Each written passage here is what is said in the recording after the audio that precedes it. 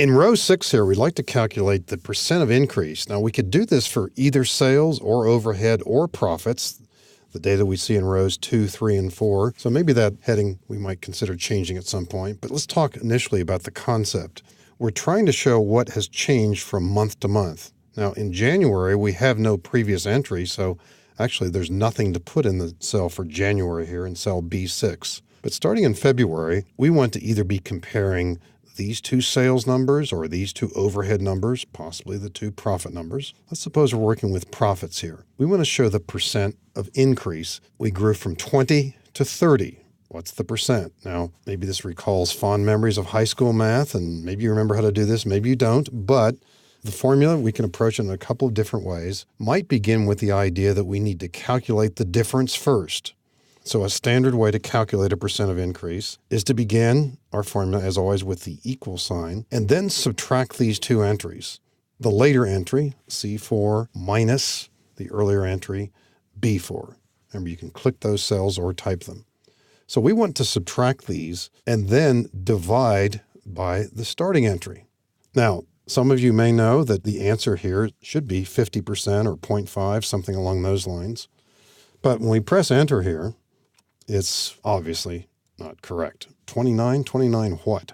And it brings out something real basic in Excel when you work with formulas. There's something called the order precedent or the rules of precedence. In Excel, when you write formulas, Excel looks at the operators, in other words, the minus, the division sign, the asterisk for multiplication, the plus for division. And it goes by what we call a hierarchy or an order of precedence. And over in column A, I've put these here for reference. And you may not know what all of them mean, particularly this one here, which we'll mention in a bit. But in Excel, if you don't have anything special, and we haven't put anything special just yet, Excel analyzes the formula. Imagine it looking at that list in column A. The first symbol that it sees there that's in the formula is the division. So it actually calculates this first. And that, of course, is equal to 1. What's C4 minus 1? Well, it's 29. That's why we get this answer. What is it we really want to do first? We want to do the subtraction. And so by putting in parentheses the first portion of this formula this way, now when Excel sees this formula, it looks at its order of hierarchy here. It's going to do what's within the parentheses first, and then it's going to do the division. And here's the answer that probably you would have been hoping for. And it might not quite be in the format that you had hoped, but that is a correct answer. And if we do want to display this as a percent, we'll use on the Home tab in the number group, the percent symbol right here. And that's probably the way most of us would want to display this. Now, the label says percent increase, which wouldn't be quite correct because maybe some of these are going to decrease. So you might consider changing that, for example, to percent change or profit change, something like that, percent profit change. Now, do we want to do the same kind of thing in adjacent cells? Yes. Remember, what we're doing here in cell C6 is calculating the relationship between those two cells.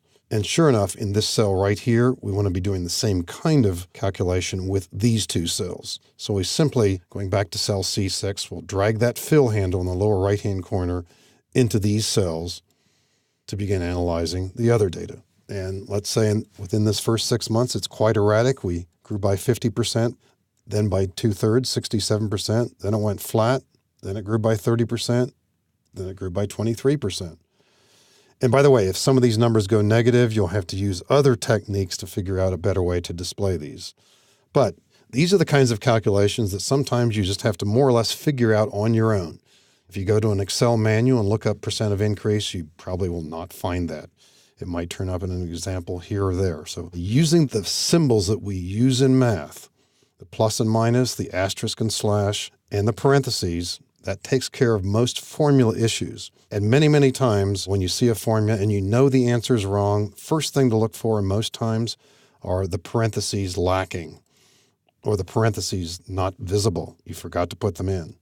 The caret symbol some of you might use occasionally. It's for raising a number to a power. For example, if I need to know what 20 squared is, I see the 20 up there, equal this cell caret 2. That raises it to the second power or squares it. 3 would cube it and so on. But we have the components of very sophisticated and lengthy formulas when needed with these symbols here. And of course, many, many times our formulas are much more direct and straightforward as we see them here. But a percent increase, percent change, a standard kind of calculation, pretty easy to achieve ultimately in Excel.